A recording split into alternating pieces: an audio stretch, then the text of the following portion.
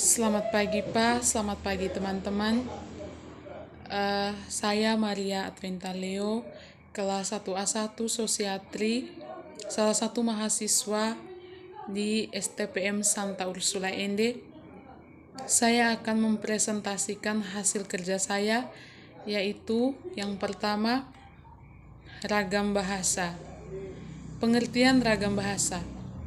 Menurut penuturan dari Beckman 1990, pengertian ragam bahasa merupakan suatu variasi bahasa menurut penggunaan yang berbeda-beda, menurut topik yang dibicarakan, kawan bicara, hubungan pembicara, orang yang dibicarakan, dan menurut medium pembicara. Adapun yang dimaksud dengan ragam bahasa baku atau resmi, yakni ragam bahasa yang oleh penuturannya dianggap ragam yang baik. Jika ditinjau dari sarana atau medianya, ragam bahasa terdiri dari dua bagian, yaitu yang pertama, ragam bahasa lisan merupakan bahasa yang dihasilkan lewat alat ucap dengan fonem sebagai unsur dasar, sehingga di dalam bahasa lisan kita akan berurusan dengan lafal. Kedua, ragam bahasa tulis merupakan ragam bahasa yang dihasilkan menggunakan tulisan dengan huruf sebagai unsur dasar. Yang kedua, fungsi ragam bahasa. Berikut adalah fungsi ragam bahasa Indonesia dalam kapasitasnya sebagai bahasa nasional, yakni yang pertama, untuk menyatukan ribuan bahasa yang sangat bervariasi di negara Indonesia. Kedua, sebagai alat pemersatu hubungan antara budaya serta antar regional. Ketiga, untuk menyatukan beragam kelompok etnis yang berbeda. Keempat, simbol kebanggaan nasional. Kelima, simbol identitas nasional. Dan adapun macam-macam ragam bahasa. Yang pertama, berdasarkan media. Dilihat dari sarana atau medianya, ragam bahasa Indonesia dibagi menjadi dua bagian, yaitu ragam lisan.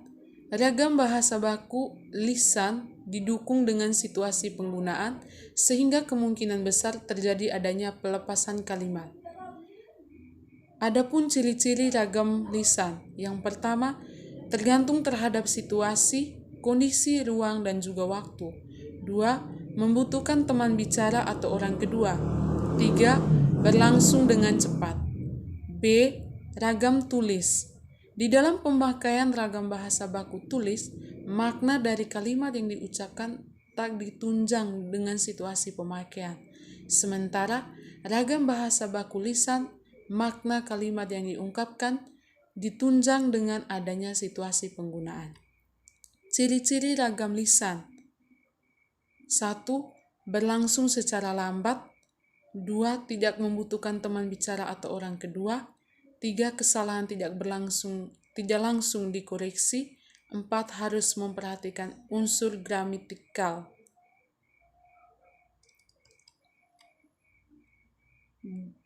2. Berdasarkan topik pembicara. Dilihat berdasarkan topik pembicaraan, ragam bahasa terdiri dari 1. Ragam bahasa ilmiah, 2. Ragam hukum, 3. Ragam bisnis, 4. Ragam agama, 5. Ragam sosial, 6. Ragam kedokteran, 7. Ragam sastra. Ragam bahasa Indonesia baku dan tidak baku.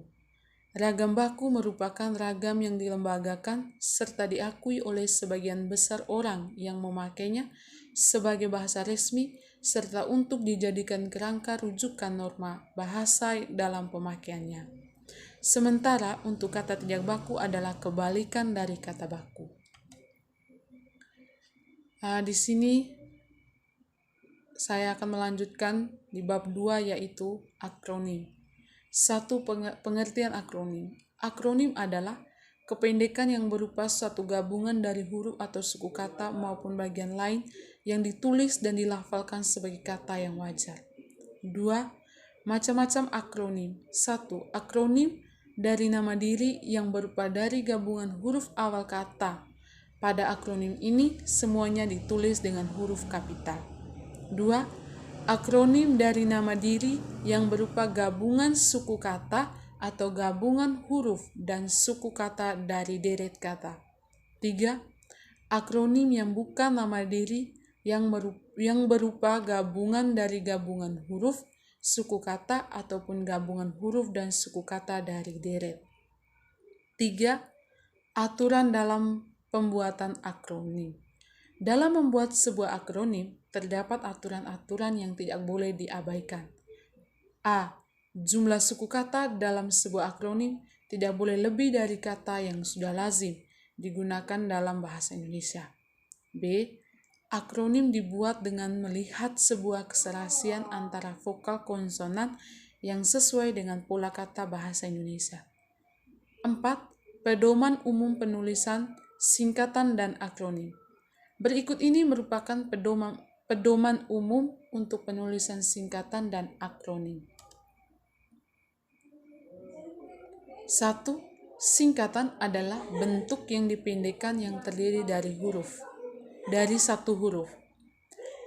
A. Singkatan nama orang, sapaan jabatan atau pangkat, dan diikuti dengan tanda titik. B. Singkatan nama resmi, lembaga pemerintahan dan ketatanegaraan, badan atau organisasi, serta nama dokumen resmi yang terdiri atas huruf awal kata ditulis dengan huruf kapital tanpa tanda titik. 2. Akronim. Akronim adalah singkatan yang berupa gabungan huruf awal, suku kata, ataupun huruf dan suku kata dari deret kata yang diperlakukan sebagai kata. A. Akronim nama diri yang berupa gabungan huruf awal dari deret kata yang ditulis seluruhnya dengan huruf kapital. B. Akronim nama diri yang berupa gabungan suku kata atau gabungan huruf dan suku kata dari deret kata ditulis dengan huruf awal kapital. Sekian presentasi dari saya.